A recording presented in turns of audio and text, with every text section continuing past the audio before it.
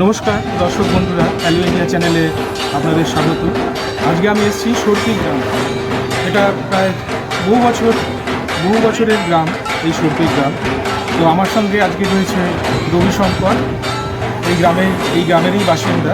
তো আজকে ওর ইনভাইটেশনে আমি এসেছি। এই সর্পি গ্রামে আপনার 10 আনা 6 আনা মন্দির আছে। তো সেই মন্দিরের সেই দুর্গোৎসব আপনার 300-400 বছর ধরে সেই দুর্গোৎসব হয়ে আসছে আজও পর্যন্ত। তো এই 6 আনা 10 আনা দুর্গোৎসবের উপরে আমি একটি প্রতিবেদন আপনাদের সামনে তুলে ধরতে চাইছি। যদি আমার প্রতিবেদনটি আপনাদের ভালো লাগে, আপনারা লাইক দেবেন, বন্ধুদের সঙ্গে শেয়ার করবেন, আমার চ্যানেল সাবস্ক্রাইব করবেন, আর নোটিফিকেশানের জন্য বেল আইকন ক্লিক করবেন। আর প্রতিবেদনটি শুরু থেকে শেষ পর্যন্ত আপনারা দেখবেন। পশ্চিম বর্ধমানের সর্পি গ্রামে কয়েকশো বছরের রীতি ও ঐতিহ্য মেনে পুজো হয়ে আসছে 6 আনা ও 10 আনা দুর্গা মন্দিরের দুর্গোৎসবে।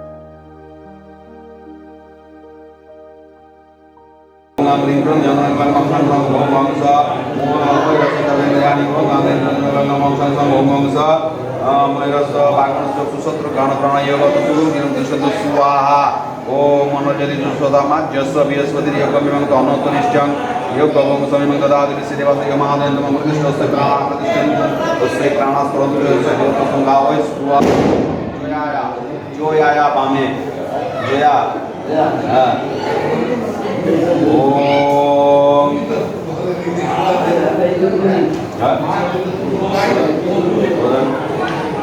Jaya Vijaya Sri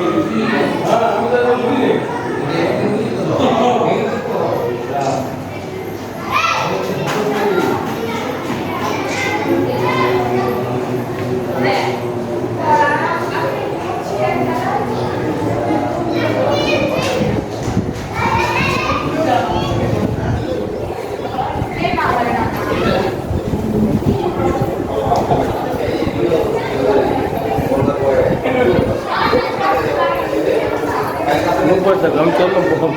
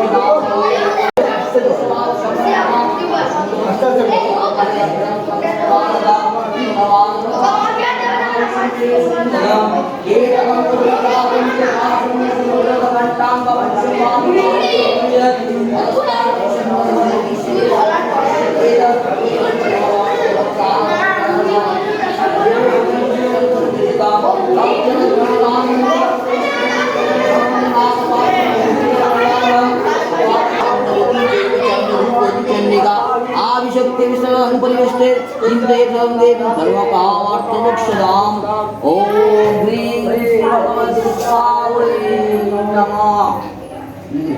এবারে আমি পড়ালেখা শুনলাম কই দাও দাও একবার করে দাও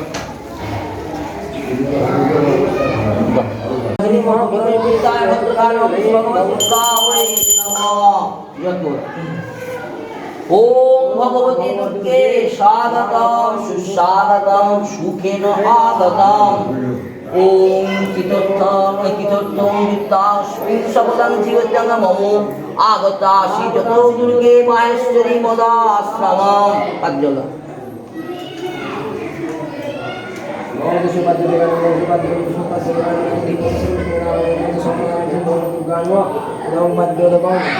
itu padu maung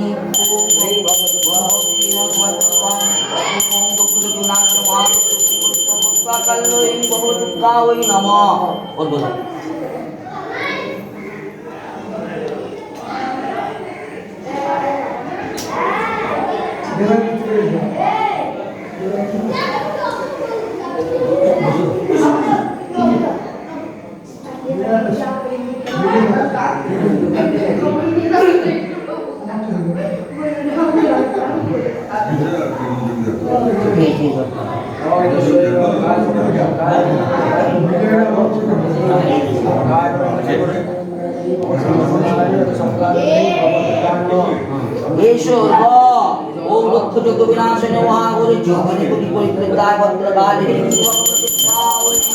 नमः दुर्गाक्षत समायुक्तं नीलवक्त्रं तथा परं शोभनं शंखपत्रस्थः ध्यानकरे प्रणप्रिये नानादित्यों वारी चन्दनेन सुवासितं ज्ञानकलितं देवी नमस्ते आत्मजन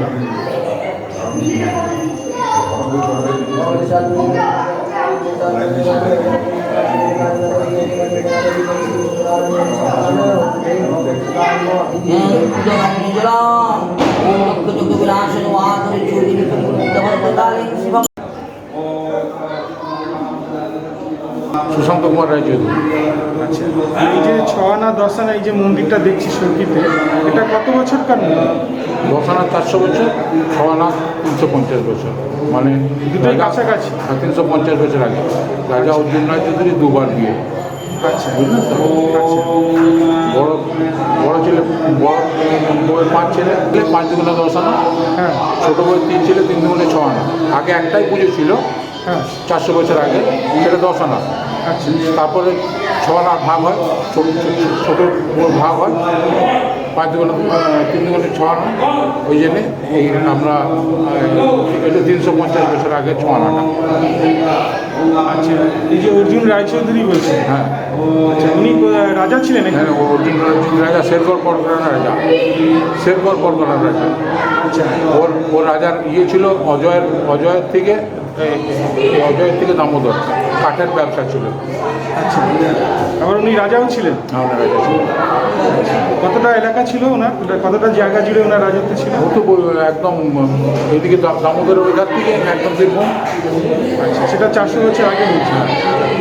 400 বছর আগে।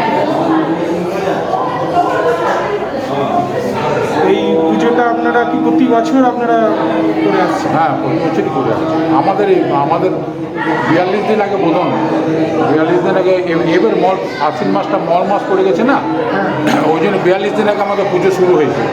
আচ্ছা, 42 দিন আগে। তখন সেই দিন থেকে চণ্ডীপাঠ, ভোগ, মায়ের ভোগ, রাতে সন্ধে আরতি চলে আসছে।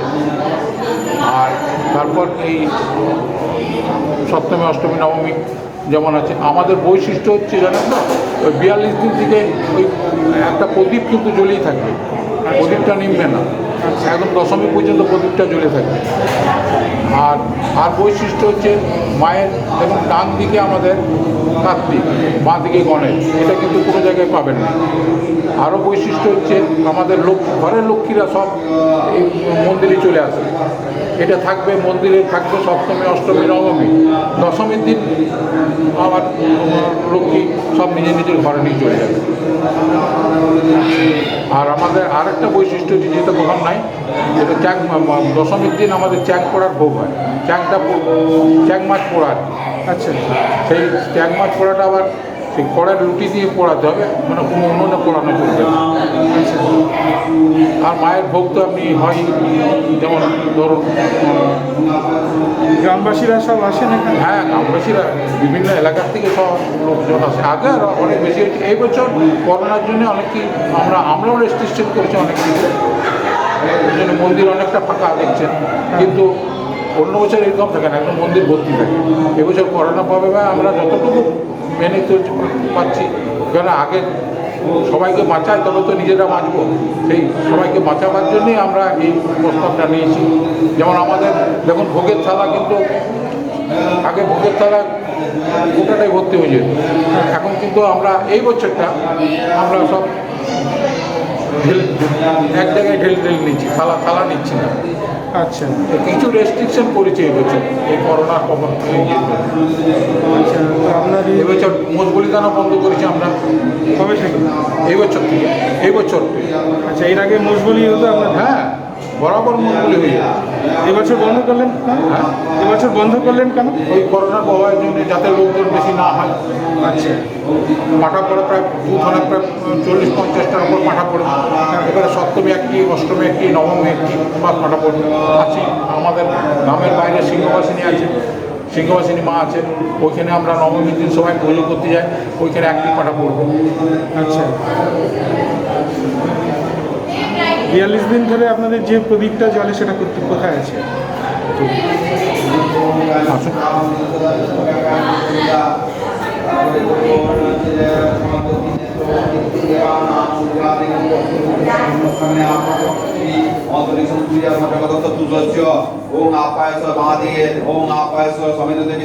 এটা কিন্তু 42 দিন আগে থেকে জ্বলছে। আচ্ছা, 42 দিন আগে থেকে প্রদীপটা জ্বলছে, দশমী পর্যন্ত প্রদীপটা জ্বলবে। বসুন বসুন আর আমাদের ঘরের লক্ষ্মী দেখুন, চলুন আসুন। বসুন।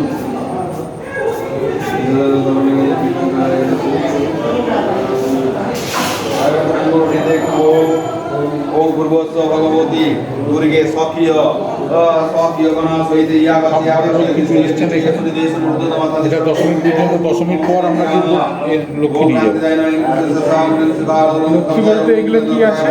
এটা লক্ষ্মীর ঝাঁপিটা আছে, লক্ষ্মীর ঝাঁপিটা আছে। লক্ষ্মীর ঝাঁপি? আচ্ছা, এর মধ্যে কি টাকা পয়সা আছে নাকি? হ্যাঁ, টাকা পয়সা তো থাকবেই। টাকা পয়সা মানে সে রূপোর টাকা থাকবে। আচ্ছা, আচ্ছা, এগুলো আপনাদের ঘরে রাখা হয় এখন? এখন মন্দিরে চলে আসলো, এইগুলো সব ঘরের লক্ষ্মী। কতদিন থাকে এখানে? এটা দশমী পর্যন্ত থাকবে। দশমীর দিন আবার মাকে নিয়ে যাবে। আগে লক্ষ্মী যাবে, তারপরে মায়ের বিসর্জন হবে।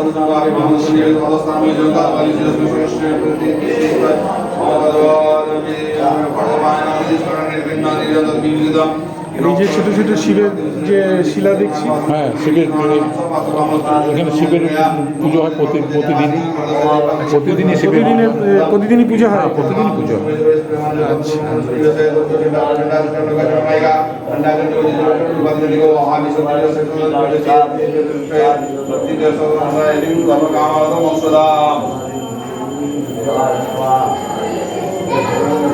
আর এই যে তিনটে ঘট দেখছি আপনাদের, এই তিনটে ঘটের ব্যাপারটা কি আছে আপনি এখানটা দেখেন।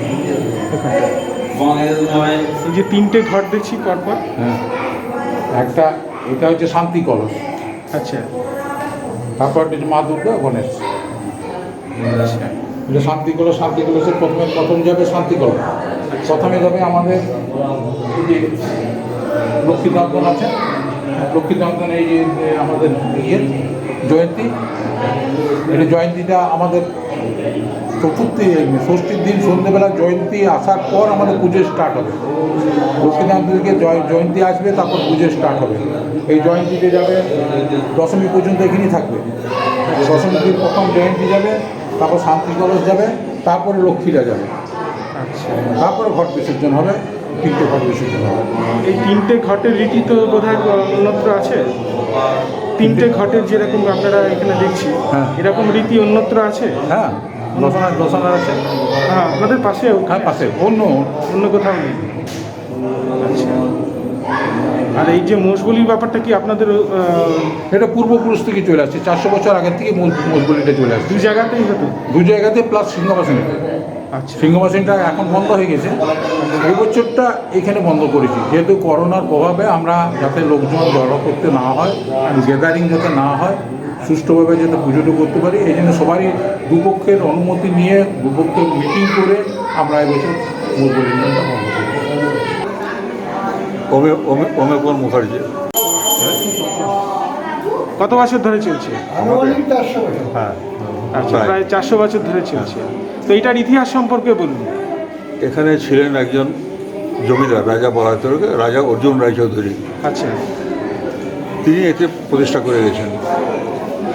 তো তিনি ছিলেন এখানে, তার দুটি স্ত্রী, প্রথম স্ত্রী 5টি সন্তান, দ্বিতীয় স্ত্রী 3টি। মানে ওনার অবর্তমানকালে ওই 5টি ছেলে এই মন্দিরটি করেন 10 আনা, আর 3টি তারা 6 আনা এটি করেন। আচ্ছা মানে ওটা কিছুদিন পরে করে আর কি, ওটা প্রায় 50-60 বছর পরে ওটা করা হয়। আচ্ছা এটি আদি, তারপর ওটা করা হয়। তখন থেকে পুজো চলে আসছে। তো এইটা সেই জন্য রায়চৌধুরীর পুজো বলা হয়, কেন অর্জুন রায়চৌধুরী তিনি ছিলেন ওখানে, তাই রায়চৌধুরীর উপাধ্যায় মানে এটা উপাধি প্রাপ্ত গভর্নমেন্টের ইয়ে থেকে। এটা আসলে ওনার হচ্ছে বন্দ্যোপাধ্যায় ব্যানার্জি। তো কিন্তু যেহেতু এটা দেওয়া হয়েছিল সেই জন্য রায়চৌধুরী চলে আসছে। আচ্ছা আপনার সেই হিসেবে চলে আসছে। আচ্ছা, এই বংশের সঙ্গে আপনার কি সম্পর্ক? আমার সম্পর্ক, আমি দরিদ্র আচ্ছা হিসেবে। আচ্ছা মানে ওদের ওই অর্জুন রায়চৌধুরীর যে প্রথম সন্তান, প্রথম লাইনের যে সন্তান, তার এক সন্তানের তার পুত্র ছিল না, আচ্ছা তার কন্যা। সে কন্যা বিয়ে দেবে আমাদেরকে নিয়ে এসেছিল এখানে।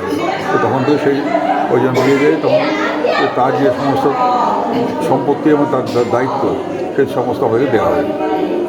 সেই হিসাবে এনাদের পরিচয় সব, এনাদের পরিচয়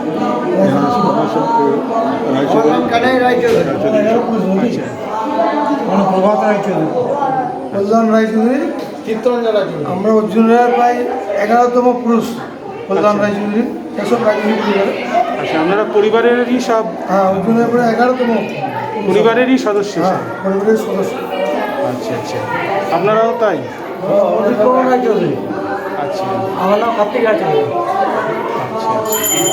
তো এখন তো আপনাদের বেশ বড় পরিবার দেখছি। অশোক রায়চৌধুরী। আচ্ছা অশোক। আচ্ছা আচ্ছা। তো এই পুজোটা আপনাদের ধরুন অন্যান্য বছরের মতন এবছরে তো অনেক রেস্ট্রিকশানস আছে, তো এই বছর পুজোটা আপনারা কীভাবে করছেন? এবছরে করোনার জন্য আমরা অনেক কিছু কাটছাট করেছি আমরা। যেমন এখানে আমাদের যে পুজো হয় তাতে এই নিয়ম হচ্ছে কি, গ্রামে 8টি পুজো আছে। তো 10 আনার তরফ সব কিছু লিড নেই। 10 আনার তরফের পুজো শুরু হবে, তখন 6 আনা হবে, তখন বাকি গ্রামে পরপর হবে। আচ্ছা। তো সব কিছুতে দর্শনার্থী থাকে এবং তাতে খুব লোক সমাগম হয়। যেমন আমাদের বোধন হয়, বোধনের সময় আমরা দুটি তরফ হয় বোধন আমাদের, যেটা 15 দিনে বোধন হয়, কিন্তু এই বছর মহা মাসের জন্য 45 দিন বোধন ছিল। আর বাকি সমস্ত পুজোর সমস্ত যেমন এবার আপনার আজকে যেমন দোলা আনা আমাদের পুকুর আছে নাকি মাদুরগড়ি পুকুর, সেখান থেকে পানি আছে। জোরে বলুন, জোরে বলুন, একটু জোরে বলুন। আচ্ছা, আমাদের সমস্ত গ্রামের যত প্রতিমার দোলা আছে সব পরপর সব একসঙ্গে যায়, তাতে অনেক লোক সমাজে, কিন্তু আমরা সেটাকে বন্ধ করেছি এবছর করেছি আমরা প্রথমে যাব, আমরা যেমনি যাওয়ার পরে তারপর তোমরা যখন পারো চলে যাবে, কারণ যাতে লোক সমাগম না হয় করোনার জন্য।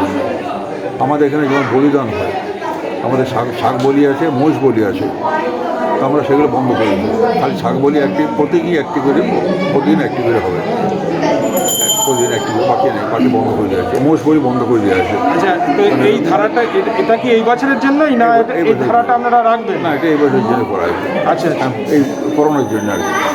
আচ্ছা, তাহলে পুরনো ঐতিহ্যকে আপনারা ভাঙতে চান না, তাই তো?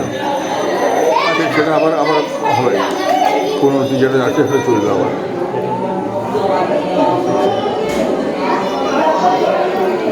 আপনার নাম বলুন। ধর্মদাস রায়চৌধুরী। তো বলুন, এই যে পুজোটার সম্পর্কে বলুন। পূজা এটা আমাদের পারিবারিক পুজো। গ্রামের যিনি প্রতিষ্ঠাতা রাজা রঘুতুল রায়চৌধুরী, তিনি প্রায় 450 বছর আগে এই পূজা প্রচলন করেছিলেন। তার দুটি মহিষী, প্রধান মহিষীর রাজলক্ষ্মী দেবীর পুত্র বংশধর আমরা, দর্শনাধর 5 ছেলে, আর ছোট রানী সুনয়না, ওনার 5 ছেলে, এই 3 ছেলে, ওই তরফ আছে 6 আনা, এইভাবে ভাগ। আর এই পুজোতে বিশেষ বৈশিষ্ট্য হলো আমাদের দেখুন ডান দিকে গণেশ রাজা যখন এখানে পুজো প্রচলন করেন প্রথম এসে পড়ে, তখন উনি নিজে বসে পুজো করতেন। আমাদের ইয়ে করার সময়, আচমন করার সময় আমরা বলি দক্ষিণে গণেশায়ন, সেই জন্যে আমি যে পুজো করছি সেই পুজো ব্রাহ্মণের ডান দিকে আমাদের গণেশ থাকে, এই একটা বৈশিষ্ট্য। আর আমাদের আরেকটা বৈশিষ্ট্য হলো যে আমরা নবমাদি কল্পারম্ভ, আমাদের কৃষ্ণা নবম থেকে আমাদের শুক্লপক্ষের নবমী পর্যন্ত প্রতিদিন ভোগ হয়, চণ্ডী পাঠ হয়, 3 বার ভোগ হয়। সকালে একবার আমান্য ভোগ, দুপুরে অন্যের ভোগ, রাতে শীতলী ভোগ।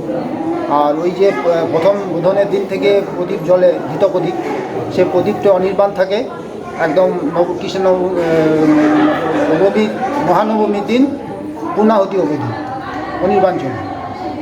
আর আমাদের রাজা রাত একবার না একাহারই ছিল, মানে দিনান্তে একবার অন্নভোগ গ্রহণ করতে।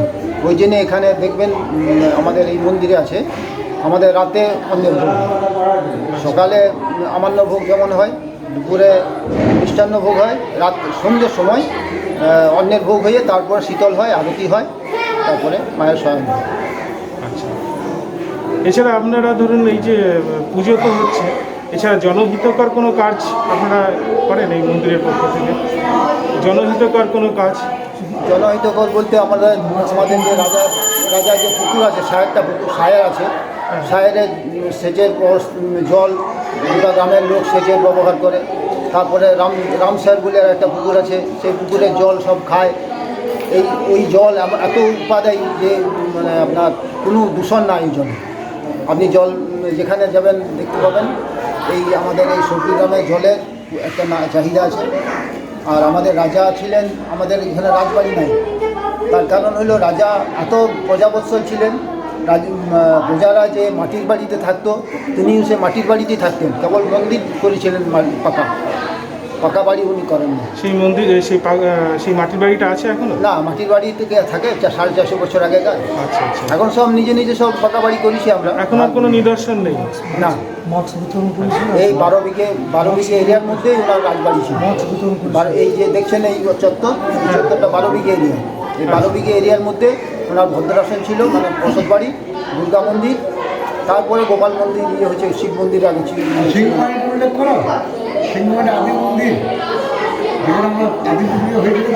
রাজা এই যে পাশে দুটো শিব মন্দির দেখতে পাচ্ছি, পাশে দুটো ওই পাশেও আছে, ওই মন্দিরের ভেতরেও আছে। আচ্ছা। আর সিংহবাহিনী বলতে একটা আছে, একটা প্রবাদ আছে যে আমাদের রাজা যখন আসছিলেন গঙ্গা তীরবর্তী অঞ্চল থেকে, ওনার রাজত্ব ছিল, উনি যখন নিজের রাজ্য ছেড়ে এদিকে আসেন এই দেশে, তখন একটা আমাদের সিংহবাহিনীর মূর্তি ছিল, শিলামূর্তি। সেই শিলামূর্তি প্রতিমধ্যে ভেঙে যায়। ভেঙে যাওয়াতে ওই ওনার একটা মূর্তির একটা হাত মন্দিরে আছে, সেই মন্দিরে কোনো প্রতিষ্ঠিত আছে। আগে গাছতলায় পুজো হতো, এখন এই যে বিশিষ্ট আমাদের দেখছেন দৈহিত্র আমাদের অমিয় মুখোপাধ্যায়, উনি একটি পাকা বাড়ি করে দিয়েছেন, সে পাকা বাড়িতে এখন মা সিংহবাহিনীর পুজো হয়। মা সিংহবাহিনীর পুজো হয় দুবার, মহানবমীর দিনে একবার পুজো হয়, বলিদান হয়, আর একবার রামনবমীর দিনে ঘরে পুজো হয়। তাছাড়া নিত্য পুজো হয়। নিত্য পুজো তো প্রতিদিন হয়। পুজো আরম্ভ করে দিচ্ছি একটু বলবেন। আমরা সরকারি নিয়ম মেনেই সব পুজো করছি। আমাদের প্রায় 100 মাস্ক বিলি করেছি, স্যানিটাইজেশন পুরো ব্যবস্থা আছে, যাতে আমরা করোনা থেকে হয় সে পুরো ব্যবস্থা নেওয়া হয়েছে। ঠিক আছে। ওটা আমি রবিশঙ্করকে বলবো, দু একদিনের মধ্যেই দেখো। Hello India.